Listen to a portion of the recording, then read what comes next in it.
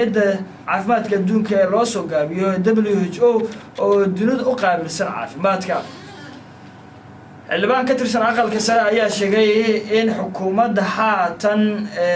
تلاده هي سيكون فشلنتي إن أي شقابور أسمع يصير ليرة الصوماليين سنة حسين شيخ محمد أو كتر سنة أقل كسر أيها سوجدي إن دولة أيوة أبورتا شقا ليرة كنا الجودها ذلك إصابة واحد لقحم هذا كنت المامي إن أفر سنة أنا يسمى واحد شقابورة حكومة دحاتن ترتاب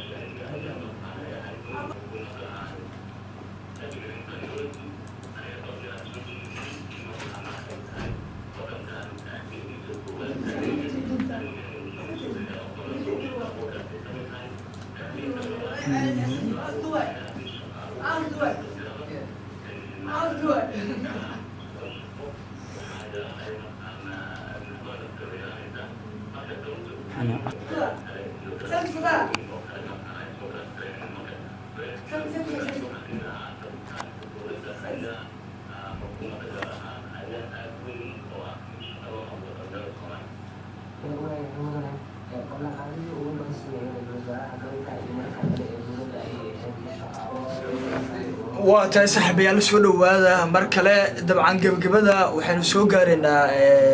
baahinteena warka duure goobjoog waxaan jeclaystay oo aan go'aansaday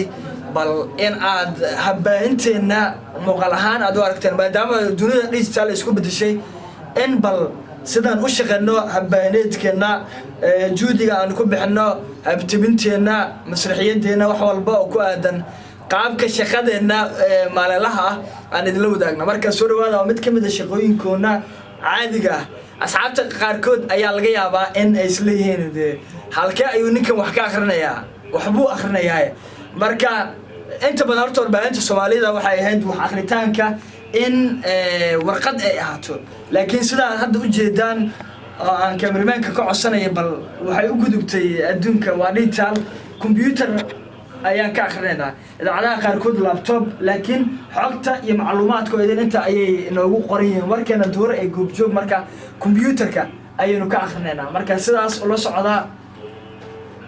marka xogahan muhiimka ah ayaan maanta idin la wadaagnay isla markaana aan idin soo diyaarna marka soo dhawaada waxaan rajaynaynaa bal in aad wax badan ka kororsateen oo aad bal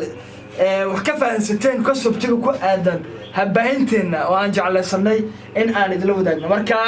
dabcan muuqaalo kala duwan oo cajiib ah oo habshaqadeena iyo habdiyaarinteena juudiga aynu ku bixino laftigeeda waan idin soo diyaarin doonaa marka aad u mahadsantiin soo dhawaada insha Allah taala isla socon doona jalalkayga Bashir Beerdar ayaan soo gelin doonaa fadlan ila socdo subscribe dhaha marka dabcan hadda waxaanu joognaa xarunta dhexe idaacadda goobjoog sidaad u jeedaan Suudiyaha iyo hooshana ay tahay mid socota kulay hadda waqtiga warka waa gabagabo labada iyo gow soo galay iyo bar inuu ka baxaa la rabo marka hadda labada iyo 3 daqiiqo waa bar macnaha waxa ka dhiman qadar 7 daqiiqo ah marka codkan aan ku soo gabagabeyn doonaa oo aan ku soo xirin doonaa waana mid kamid ah sanatarada ka tirsan dowladda federaalka Soomaaliya oo lagu magacaabo Xuseen Sheekh Maxamuud ay codkiisa ay hadda noo saaran waraysi goobjoog uu siiyay marka soo dhawaada aad ayaan iskugu faraxsanahay dabcan asxaabteena kamid yihiin isla markaana aad nala socotaan isla markaana hoosheenna iyo baahinteena shaqaba aad ku taxantiin marka la socod wanaagsan goor waa soo xirin doonaa waan soo gabagabeyn doonaa waxaan filaynaa platformka iyo toolska habkeena diyaarinta sidoo kale habkeena soo bandhigitaanka ama soo jeedinta presentationka laftigeeda waxaan filaynaa inaad wax badan ka ogaateen oo kale goobjoog say wax u tibisaa goobjoog say wax u sheegtaa qaabkee ayuu xaalkeedii marka waa filaynaa wax badan inaad ogaateen nala socda marka saaxiibayaal gabagabadana waanu soo gaarinaa marka nala socda aad iyo aad ayaad u mahadsantihiin goordhowna waanu soo gebagabayn doonaa mahadsanidin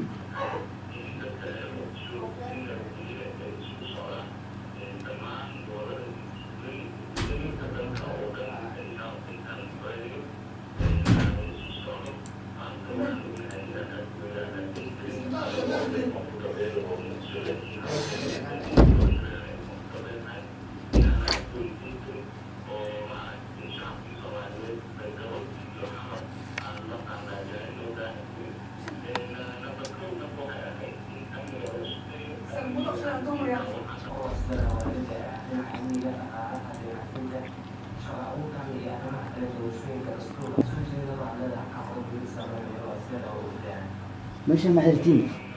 الباب كان محرت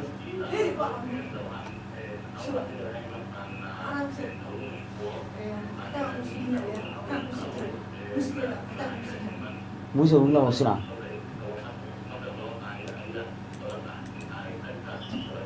بقى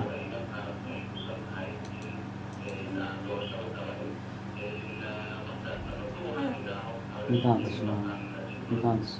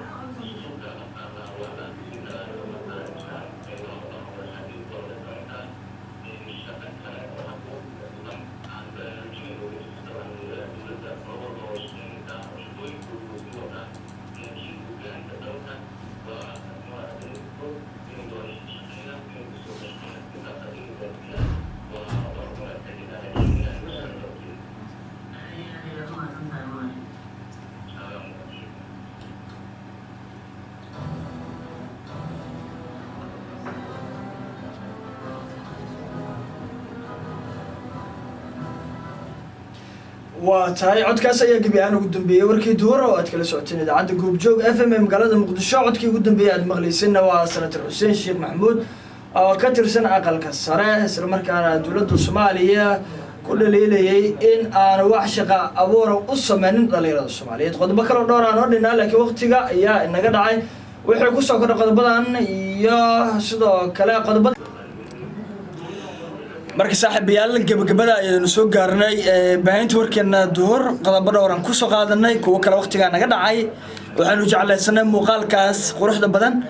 iyo baahinteena iyo qaabka shaqada aynu u qabanno qaar kamid ah oo leena shaqada inaan idin soo bandhigno marka aad u mahadsantiin subscribe gareeya nala socda igala socda channelkayga Bashir Barder official waxaan u mahad celinayaa Sabca oo farsamadan qurux badan cameraman-ka tagay sana waa mahadsan yahay dhamaantiin saaxiibayaal